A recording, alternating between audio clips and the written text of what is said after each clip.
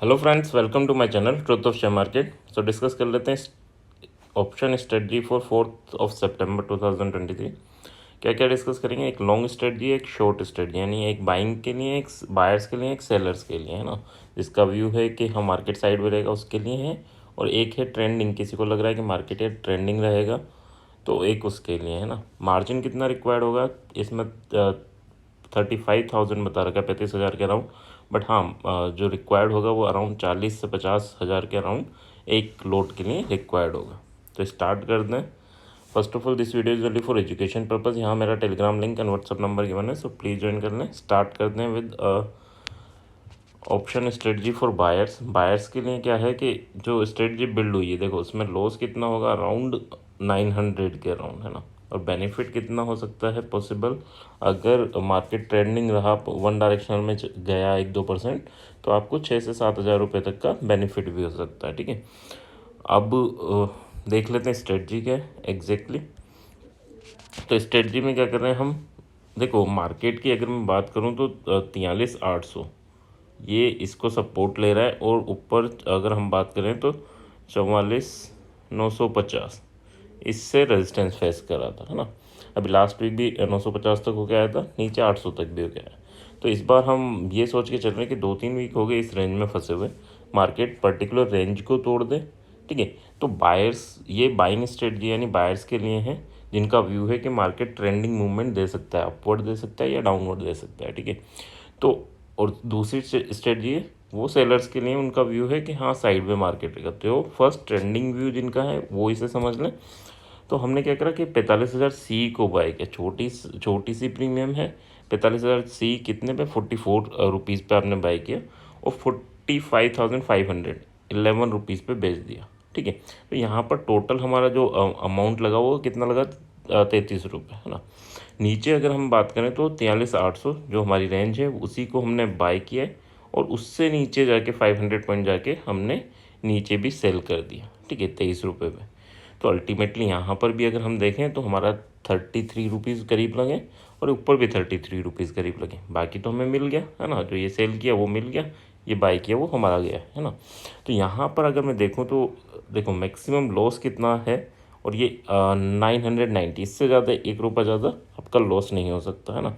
पूरे वीक रुक सकते हैं, पूरा वीक कंप्लीट होगा तब तक आपका मैक्सिमम लॉस 990 रहेगा। और अगर आपका डायरेक्शन यानी इसने इन दोनों में से किसी लेवल को ब्रेकआउट करके नेक्स्ट लेवल तक जाने की मूवमेंट की कोशिश की, तो फिर हमारा प्रॉफिट कितना होगा? तो 6,510 रुपये तक का प्रॉफिट होगा। अब ये तभी है जब आपका व्यू ये है कि हाँ यार ये इस रेंज को इस बार तोड़ देगा, है ना।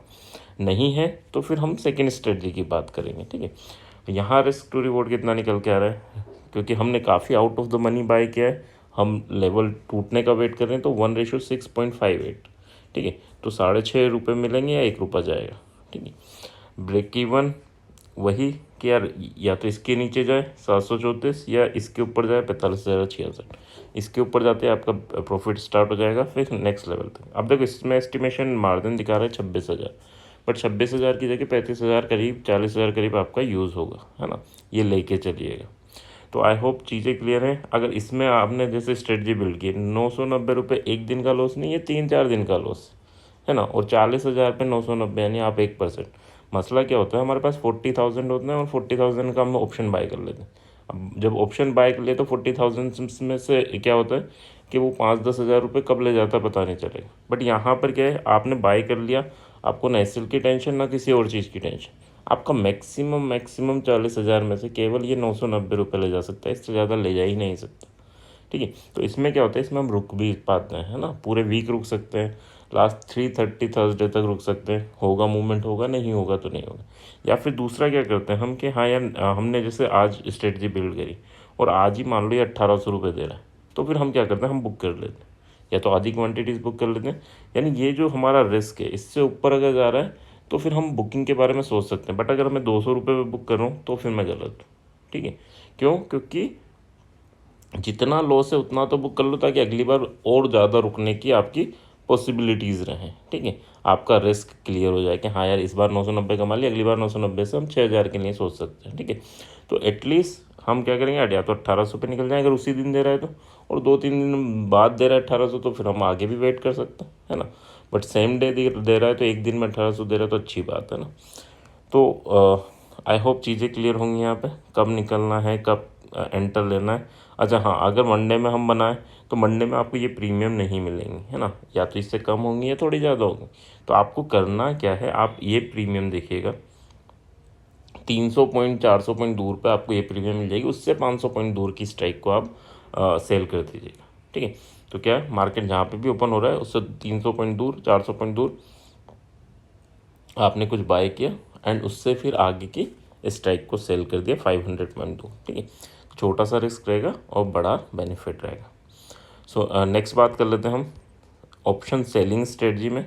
ऑप्शन सेलिंग स्ट्रेटजी ये है कि हाँ यार, मार्केट इस बार भी एक छोटी सी रेंज में घूमता रहे तो हमारा हम क्या करें, है ना। तो अगर आपको लग रहा है कि मार्केट साइड में रहेगा, थोड़ा ऊपर थोड़ा नीचे, थोड़ा ऊपर थोड़ा नीचे इस बार भी करता रहेगा, तो फिर हमें ऑप्शन सेल करना चाहिए। अब ऑप्शन सेलिंग में क्या हमारा ज़्यादा अमाउंट रिक्वायर्ड है नहीं, इसमें भी आपका 40 to 50 के ही, यानी 50,000 में एक लोड आप सेल कर सकते हैं, ठीक। अब इसमें क्या करना है, देखो इसमें अगर हम बेनिफिट की बात करें तो ये छोटी सी रेंज है जहाँ बेनिफिट है और बाकी बड़ी रेंज है जहाँ हमारा लॉस है ना। बट ये रेंज इतनी छोटी भी नहीं है जितनी आपको दिख रही है। अगर मैं बात सबसे पहले यही बात कर लेता हूँ कि छोटी सी रेंज क्या है, तो अगर मार्केट 44,200 और 44,800 इसके बीच में क्लोज होता है तो आपको मिलेंगे 4,149 रुपये, ठीक है। यानी मार्केट अगर इनके बीच में कंसोलिडेट करता है, ऊपर नीचे ऊपर नीचे ऊपर नीचे करता रहता है, तो फिर आपका बेनिफिट अच्छा खासा होगा, है ना। और मैक्सिमम बेनिफिट कहाँ होगा, अगर ये मार्केट जो हम सेल कर रहे हैं 44,500 पे ही क्लोज हो जाए, और जिसके चांसेस रहते हैं, ऐसा नहीं है, जो इंपॉर्टेंट लेवल होते हैं उससे ऊपर जाता है मार्केट फिर नीचे आता है। यानी अगर आप 319,300 देखें बैंक निफ्टी निफ्टी में, तो 5-6 बार बंद हुआ है ना। 19,310, 320, 290 इस टाइप से, है ना। तो जो इंपॉर्टेंट लेवल होता है, और ये भी काफ़ी इंपॉर्टेंट लेवल है 44,500। अगर मार्केट यहीं ऊपर गया थोड़ा, फिर प्रॉफिट बुकिंग रही, फिर नीचे गया, फिर ऊपर आ गया, तो अगर यहीं क्लोज हो जाएगा तो आपको मैक्सिमम बेनिफिट मिलेगा। अदरवाइज आपका बेनिफिट क्या होगा, 1 2 3 कितना भी हो सकता है ना। तो एक लोड पे इस टाइप से आप प्लान कर सकते हैं। यहाँ पर अगर मैं देखूँ तो ये दिखा रहा है कि 35,000 आपका प्री वो लगेगा मार्जिन इसमें। बट हाँ, ये 35 की जगह ये 45 के अराउंड आपका यूज़ होगा। अलग अलग ब्रोकर का अलग अलग चार्जेस रहते हैं ना, तो किसी का थोड़ा ज़्यादा होता है, किसी का 40 में हो जाएगा, किसी का 45 में हो जाएगा, इस टाइप से होगा, ठीक है। ओके, तो इसमें क्या कर रहे हैं हम, देखो 44,500 पे मार्केट है, 44,500 को सेल कर रहे हैं हम दोनों को, ठीक है। सी पी दोनों को सेल कर दिया। नेक्स्ट जो भी एक्सपायरी है 7th को हो सकती है, या 6 को भी अभी वो चल रहा है कि 6 को इसको चेंज करना है और 6 को होनी, ठीक है। यानी जो बैंक निफ्टी की एक्सपायरी है वो वेंसडे को शिफ्ट होनी है सितंबर से, तो हो सकता है ये चेंज हो जाए, 6 को हो जाए, तो इट्स ओके, ठीक है। हमें क्या करना है, 44,500 यानी जहाँ मार्केट है उसको सेल कर दिया हमने, और उससे जितनी प्रीमियम हम कलेक्ट कर रहे हैं, देखो यहाँ 450 प्रीमियम कलेक्ट कर रहे हैं, तो हम 400 पॉइंट दूर जाके हमने जो प्रीमियम है, यानी 500 से 400 पॉइंट दूर, ऊपर देखें तो 44,900, नीचे देखें तो 44,100, इनको बाय कर लिया। अब इसमें क्या होगा कि मार्केट अगर इस 400 पॉइंट की रेंज, यानी अगर बात करें 100 यानी 300 से अगर मान लो 700 तक भी घूमता रहा, तो आप बेनिफिट में ही होंगे, अच्छे खासे बेनिफिट में होंगे, है ना। अब मार्केट ऊपर नीचे तो हो गई, और अगर ये इस चीज़ में क्या होता है ना, थोड़ी देर में आपको बेनिफिट दिखने लग जाएगा, और अगर लॉस मानो लॉस दिखने लगा तो थोड़ी देर अगर मार्केट कहीं भी रुकेगा, सेटल होगा, तो फिर वापस बेनिफिट दिखने लग जाएगा। तो ये रिस्क कम होता है ना, रिस्क कम होगा और रिवॉर्ड आपको कम मिलेगा, बट हाँ मिल जाते हैं, है ना। 80-90% चांसेस रहते हैं कि मिल जाते हैं इसमें, ठीक है। तो ये चीज़ें माइंड में लेके चलना। अब मैक्सिमम लॉस 1,800 रुपये है इसमें, और मैक्सिमम बेनिफिट 41 या 42 रुपये बनेगा आपका, ठीक है। तो 1:2 की स्ट्रेटजी है, 2.25 है ना, तो 2.25 आएंगे या एक जाएगा, ठीक है। बट हाँ, इसमें पॉसिबिलिटीज़ अच्छी खासी होती है। मार्केट क्या होता है कि कहीं भी जाएगा, थोड़ा ऊपर गया और फिर कंसोलिडेशन करने लगता है, तो प्रीमियम डिके हो जाते हैं और आपको चीज़ें मिल जाती हैं, ठीक है। तो अगर आपका व्यू है साइड वे, तो आप ऑप्शन सेलिंग यानी इसी स्ट्रेटजी को लेके चल सकते हैं। और अगर आपका व्यू है कि ट्रेंडिंग मूव होगा, इस मार्केट अपने लेवल्स को ब्रेक करेगा, तो पहली स्ट्रेटजी को आप सोच सकते हैं, है ना। बट हाँ, ये कोई एडवाइस नहीं है, ये कोई बाइंग सेलिंग एडवाइस नहीं है, या आप अपनी जो स्टडी है वो करें और अपने फाइनेंशियल एडवाइज़र से ज़रूर एडवाइस लें, है ना।